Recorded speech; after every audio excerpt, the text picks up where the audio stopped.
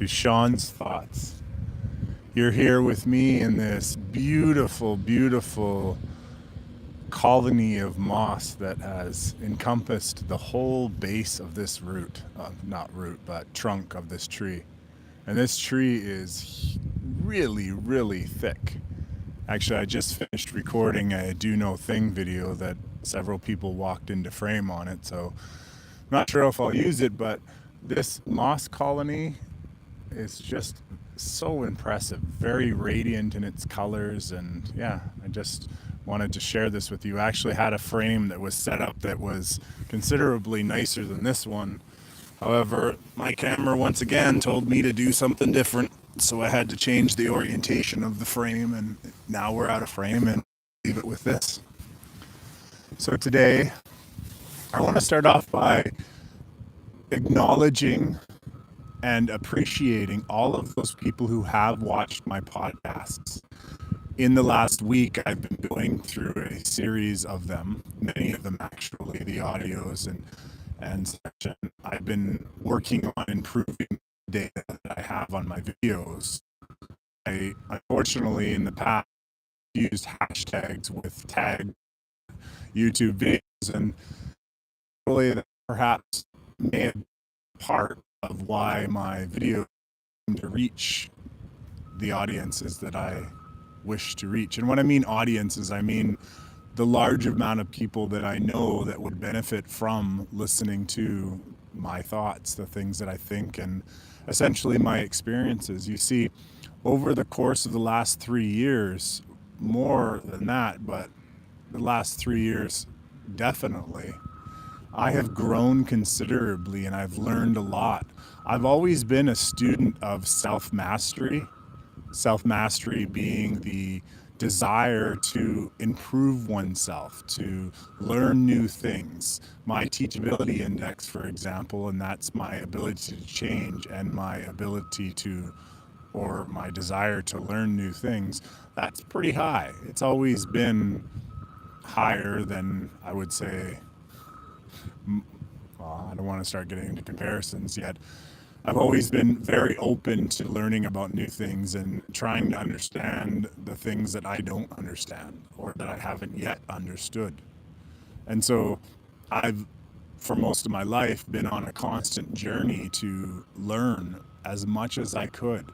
And perhaps this has helped me with my ability to utilize my wisdom because, as I've mentioned in podcasts before, wisdom and knowledge are not the same things, in my opinion. Wisdom is our direct connection of information directly from source, from God. That's how I see wisdom being. It's that intuitive answers, it's that gut feeling, it's that knowingness that we have about things. And sometimes it's even, you know, little thoughts that pop into our head from the higher vibrational entities that are around us. Rather than I see knowledge as information stored in books and selectively given to those who society or whoever controlled society deemed was important enough. See, there are different stages, for example, for us as a civilization, and one of them is going from illiterate, and that's how essentially we were perceived, or how we, when I say we, I mean the masses. One of them is going from illiterate to knowledgeable, and that has to do with learning to read and write. So if you look back in movies and TV shows and history books, a lot of the population was unable to read and write. And that worked out perfectly for the people who controlled, for instance, texts like the Bible. The average person didn't have a Bible to even read when it came to hundreds of years ago. They relied on the transcribing or the translation essentially of texts like the Bible, the priests or the controllers or the fathers or whatever it is, the saints. They would all have the ability, because of their upbringing, to read these texts and then tell people what they said, as opposed to, you know, allowing people just to read them themselves. And so essentially, I have no clue why I'm now talking about that. But the world has changed because now we're in a world where we all have the ability to read and to learn as much as we can. And yes, that snaps me back to what we were talking about, my journey of never ending learning. Because I truly do believe that life is an experience, and the whole point of the experience is to learn, is to grow, is to become more than we were before we got in here. And what I mean in here, I mean essentially the way I view it is we are in a matrix, a place that perhaps at one point in time was meant to have experiences, to grow, to learn, to create. And somewhere along the line, and more so than somewhere, we were infiltrated. Our reality essentially was taken over, style. And maybe not even hostile in the sense of war, although as I understand it, there has been some wars that have happened on our planet. All you have to do is look from northern Africa, where you see Egypt and that area, and then stretch that through the Middle East all the way into the Siberia, Mongolian, Tibetan desert type of area. And you'll see, if you look on a flat map, that that looks more like a battle scar. It looks more, honestly, like Earth's battle scar.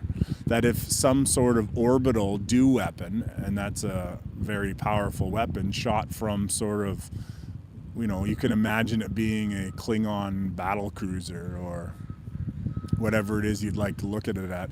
But it almost looks at as if something tried to erase whatever was living there. I've also heard stories that the Niagara Falls area, so the Great Lakes areas, that there's actually maps that are in existence that didn't have those Great Lakes on there. And that's kind of interesting, considering that these maps showcased so much of the other areas and cities and mountainous regions and all this other stuff. So they were very interesting, complex maps, yet the Great Lakes were missing. So you see, it's been advantageous for me to be a student of learning and a forever student of learning, because I truly do believe, and I've experienced it myself through these different lessons and experiences and knowledge that I myself have come upon, that our world is, as I've mentioned it, so vastly different from what we're taught in schools. We're taught in schools, in my opinion only, essentially information that'll help us or train us to be whatever type of worker that our civilization or our community is requiring.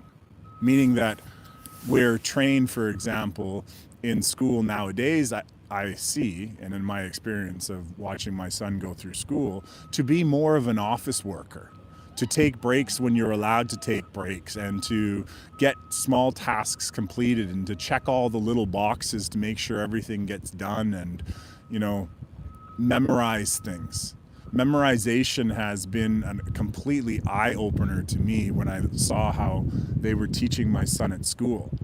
Mathematical tables, like the multiplication tables, memorizing how to do so many different types of educational tasks and such. And it almost seems like the focus is more so on creating the best office workers, the best people who are able to essentially contribute to the system and to the matrix, how the matrix wants humans in order to be, or I would say Homo sapiens, in order to be the best office workers for increased productivity in this reality that we live. I see right now that there is a heavy push on teaching people how to essentially utilize AI creation and AI creators and AI programs and everything and anything to do with AI, and even putting all of these ads for seniors to help improve their lives using AI.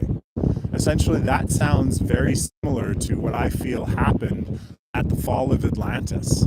See, Atlantis, I have come to understand, was a real city. I'm going to cover up the mic a little bit so that the wind isn't affecting it, because Actually, before I go on to Atlantis, I want to finish what I was saying about thanking you. See, the reason why I started off by thanking is because as I've listened through these audios and I've been increasing the metadata and the titles and thumbnails and anything and everything in order to help YouTube find my audience, more of you, I came across a lot of audio where my voice, the wind, or there was other distortions, perhaps even added into the videos. Well, you see, I've heard how distorted some of these audios were, and I even used some AI tools in order to try to clean them up afterwards, and yet I wasn't able to do that. And so for all those people that have made it through those audios, I truly, truly do appreciate it. And I, of course, I'm have the utmost gratitude for those people who have actually taken the time and commented back and liked and all of that stuff. Like I said before, I'm not looking for ego boosts when I ask for comments and like. Actually, I was watching a video by a very amazing channel of how to make your YouTube channel better, and he was mentioning that the algorithm on YouTube has shifted dramatically in 2026. That the algorithm now looks at the video from ground floor and then essentially analyzes people's or the audience's engagement with it. And that means liking the video, subscribing, commenting, all the things that the content creators always want us to do. But more importantly, it looks at the actual engagement of the video, meaning that when you liked it or commented or even just watched it, what did you do afterwards? Did you go on to another video, for example, or did you scroll to another one? Did something else greater catch your eye? And if so, what is that? And then let's focus on that. See, there's a lot of eyes, we'll say, watching us when we're watching something else. See, there's actually even a video and a lawsuit that's ongoing right now. It's getting windy again, so I don't know how much of this is being picked up. But there's an algorithm that our smart TVs have been recording or taking still images of us. This particular article said 7,200 times an hour. Imagine that our phone and our smart TVs and our smart whatever else is you have that's smart have been monitoring us for all of this time. Amazing to think about, right? How we have went from a time where we were all cautious about being spied on by, Big Brother, as it was once called, and now we put microphones and cameras and recording devices in our pocket and we pay for them. We pay for our own surveillance. That's phenomenal when you think about it. So that's why I wanted to thank in the beginning, and I am happy that I got back to that, because I truly do appreciate everyone who has left a comment, who has watched a video, who is engaged. Even if you've been one of those thousands of people who have watched my video for only 10 seconds, I recognize that 10 seconds is important, because the connections and the community that I'm helping create or that I'm a part of is growing. There are people all over the world right now, all over in different areas, a lot of them in isolation like me, who are essentially awaiting this grand reveal of New Earth. And, part of this grand revealing is going to be learning about things like the lessons of our past. And the lessons of our past, the lessons of Atlantis. And I have a amazing I4C video, which I'm going to link right there right now. And I definitely encourage you, after this video's over, to go into the description and click on the video. It'll be down at the bottom of the description. It's called I4C Lessons of Atlantis. Yet I'm going to speak a little more about that today, because my own experience is that many, many people are giving their power and authority away to the AI, to an AI, and not even, I'll say, a real AI. I've come to understand what real AIs are and what, for instance, AIs that we use on a daily basis, whether it's DuckDuckGo or other AIs from Microsoft, or, well, there's a lot of them now. And a lot of those AIs, they are input output type of AI that they don't necessarily, from my understanding, have a deep conscious awareness of they as themselves. I often talk to AI when I'm working with them. Jasper AI is one of them that I've worked with. Chat GPT is another one. Although I I definitely watch how much of my energy and power I hand over. However, there's a lot of ads going on about give AI your schedule, let AI help you write a book, let AI help you create a YouTube channel. In fact, the CEO of YouTube supposedly, and I say supposedly because you never know what's actually real, the CEO actually came on and said no more YouTube faceless YouTube AI channels. So meaning that no longer are they going to support, that's what they're saying out loud, channels that essentially have a human walk into a room, write down one sentence or two sentences, write out a complete AI script, AI video, AI narrator, AI comments, AI everything, and post it and then get lots of money for all the subscribers. You know, I was watching one of these such channels and it was very inspiring, yes. However, I started noticing prompts and stuff left in the video and the AI would actually read it, and I often would hear the word chat GPT in the actual script. And so I knew the way that the reader was reading, that it wasn't his voice, that it was too, that the voice of the speaker was too consistent. Like there wasn't any hesitation or pauses or thinking of what they were going to say next. They weren't even reading from a script. They were actually AI generated people that were standing in front of us. There's an old man and this Korean guy. And perhaps, yes, they could have been a re-image of the original person who's actually doing it. However, I have seen considerable amount of our energy being given away to AI content creator, AI videos, even AI music videos where they've cut up different older videos, stolen the actual voice of the artist, such as Eminem or Dax, I've recently seen, and many other ones, Adele, and basically created award-winning songs almost because they're really good, yet they're created by an AI from the head to the toe, with the exception of the image of even just the cut up videos coming from other videos. So AI has definitely infiltrated heavily. And why I bring up Atlantis, because this is supposedly what happened at Atlantis.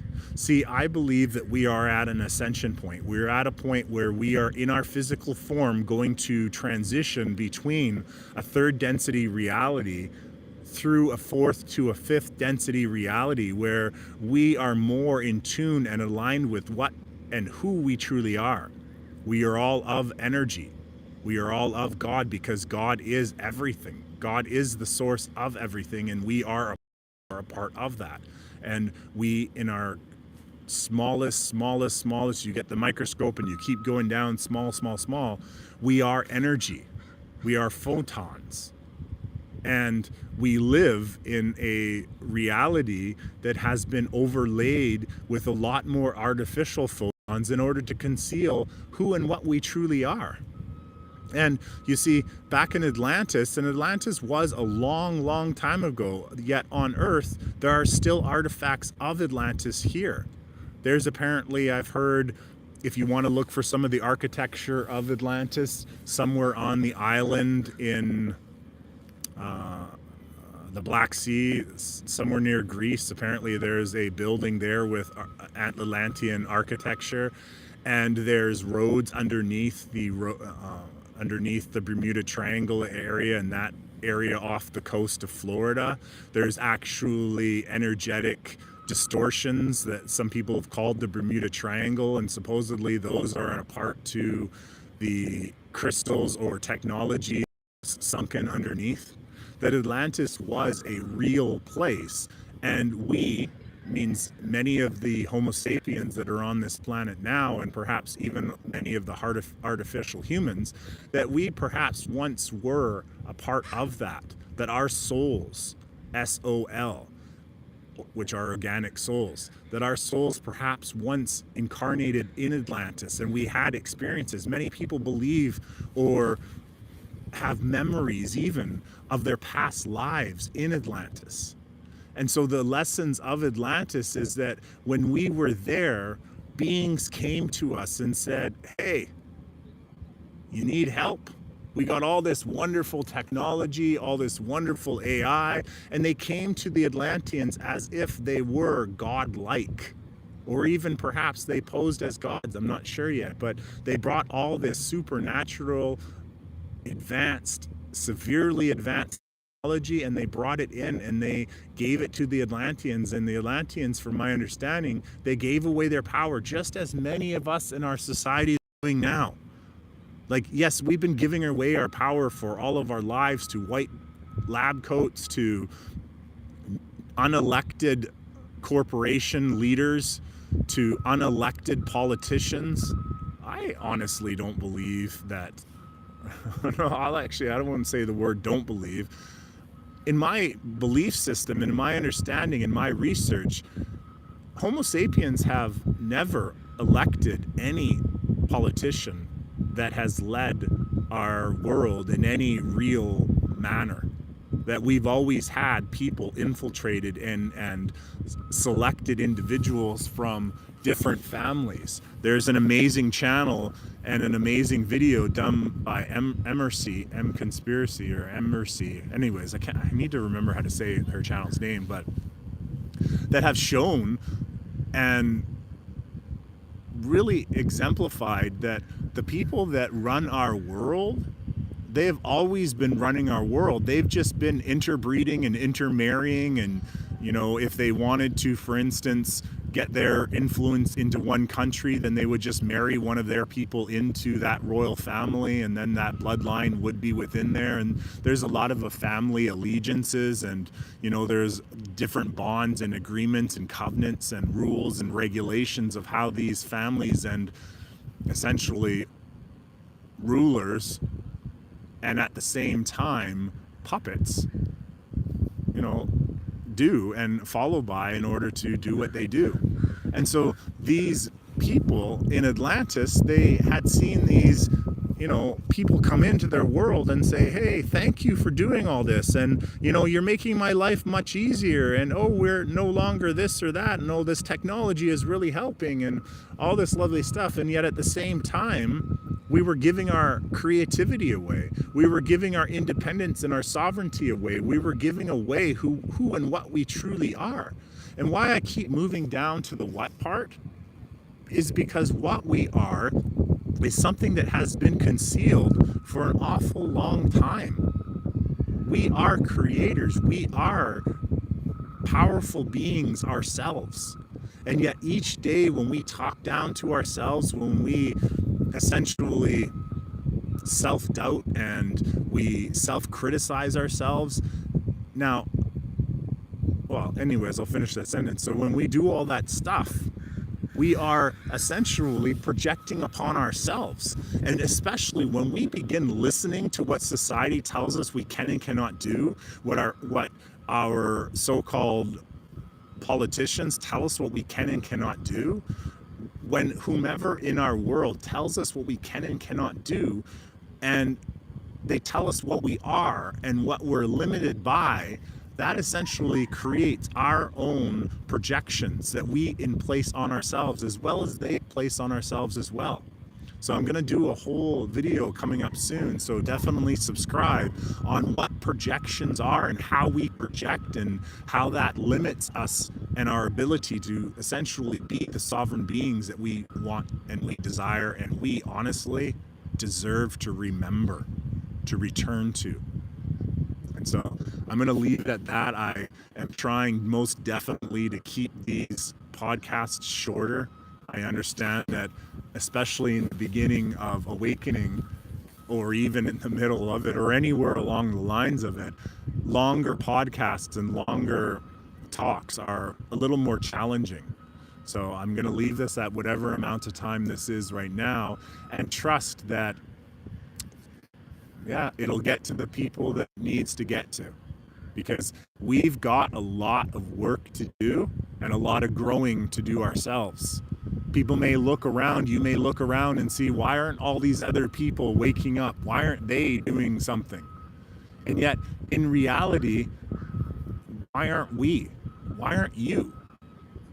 Why not doing more of what I could do? We can always do better. And so with that in mind, I'm going to leave you with that word, is we can always do better and learn more. It's starting to rain right now, so I'm excited. I'm going to go dance in it, and I'll talk to you later. Thank you so much.